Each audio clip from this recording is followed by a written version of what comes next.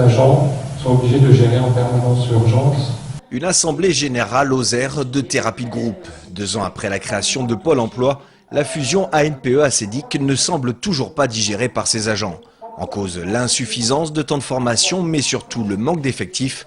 L'annonce la semaine dernière de la suppression des CDD a mis le feu aux poudres. Nous sommes obligés de recourir sans arrêt à des plateformes de traitement centralisées, à des plateformes de traitement au niveau du téléphone avec notamment des CDD. Sur certains sites, vous l'avez entendu, on est quand même à 1 mois de traitement.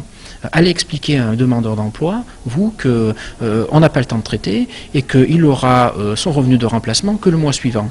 198 000 chômeurs en Languedoc-Roussillon, environ 2000 agents de Pôle emploi pour les indemniser et leur trouver un travail. À la direction régionale, on ignore pour l'instant dans quelle mesure la baisse des effectifs au niveau national se fera sentir ici. Mais face au mécontentement des agents et peut-être des usagers, le directeur tient à rappeler que le délai moyen de traitement d'un dossier est descendu à 5 jours. Le nombre de demandeurs d'emploi pris en charge en moyenne par un conseiller dans notre région est de l'ordre de 120. Des chiffres de cette nature ne peuvent pas être satisfaisants.